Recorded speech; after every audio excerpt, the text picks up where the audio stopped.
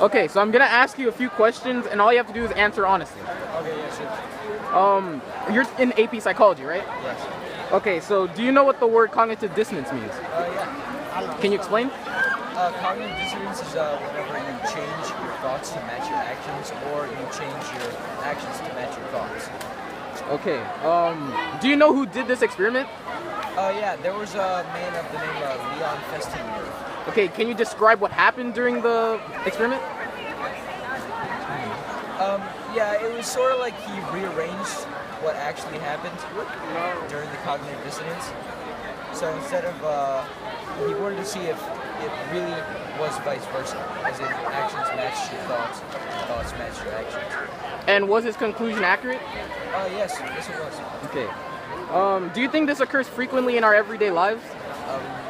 Yeah, I think it does. For example, if you're 18 years old and your grandmother asks you to go buy some cigarettes, but you don't smoke, it would be a cognitive dissonance if you went and bought the cigarettes anyway. Why would it be cognitive dissonance? What would happen inside your brain? Because instead of, you are thinking that you do not want to buy cigarettes, but then you are being forced to buy cigarettes anyway for your grandmother. Okay, last question. Do you think this hinders our ability to make conclusions about situations? I think it's a natural process, so I think we've adapted well beyond the point where that would conflict with any answers we may form. But, no, not really. Okay, so I'm just gonna ask you a few questions, and all you have to do is answer them honestly, okay?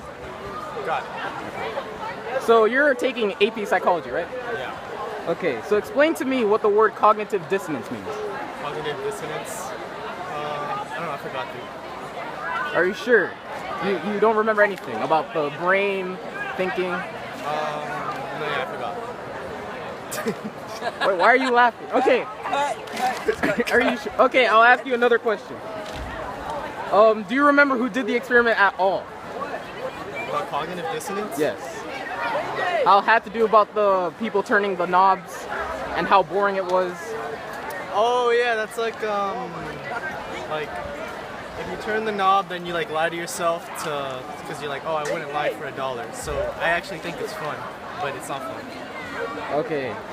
So why don't, do you think this occurs on an everyday basis, cognitive dissonance? That people lie to themselves about stuff? Yes. Yeah, probably. Yeah, actually a lot. Do you have an example that you'd like to share about this happening to you? Me? I don't know. I'm really honest.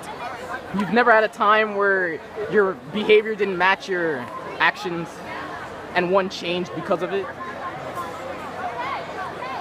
Not that I can remember right now. Oh, and last question.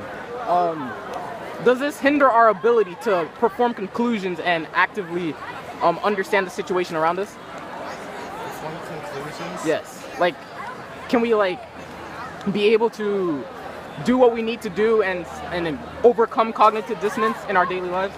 Yeah. Are you sure? Okay, so I'm gonna ask you a few questions, and all you have to do is answer as honest as you can. Alright, yeah. Okay, so you're in AP psychology, right? Yes. Okay, so explain to me what you think the word cognitive dissonance means. What does it mean? Don't you remember that it has something to do about how your behavior doesn't match your actions? Oh, yeah, I remember now. So, like, how do I explain it? Like, you say, oh, I hate black people, for instance.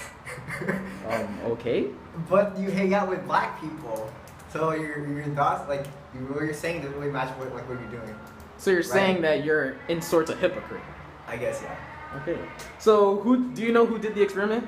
Oh, if you, give me, options, I would, remember it from recognizing Okay, it. so his first name was Leon, and his last name started with an F?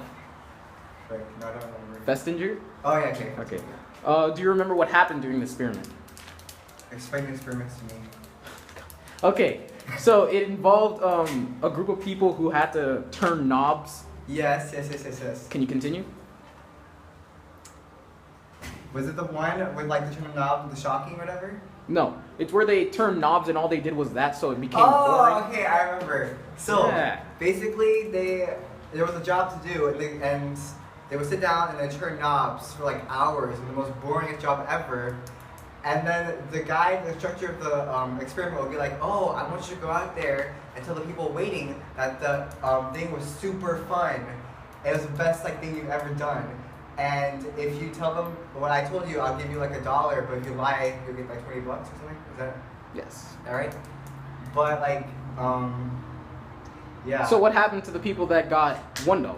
They felt guilty, right? They felt like their behavior Oh, had to. no. I think if they got $1, they thought, oh, maybe it wasn't that bad. But if they got $20, they felt more guilty. Is that right? No, it's that the people that got $1 felt like, how could I do all that time and turning knobs and being under boredom for all that time for only $1? So they changed their perception. They thought, maybe it wasn't as boring as they thought. Yeah. And for the $20, they were just like, oh, okay, I'm justified for my options. Last question. Do you think this hinders our ability to come to conclusions in situations? Yeah, I guess. Yeah. Do you want to explain why? I don't know. I just think, yeah. Okay. Okay. Thank you.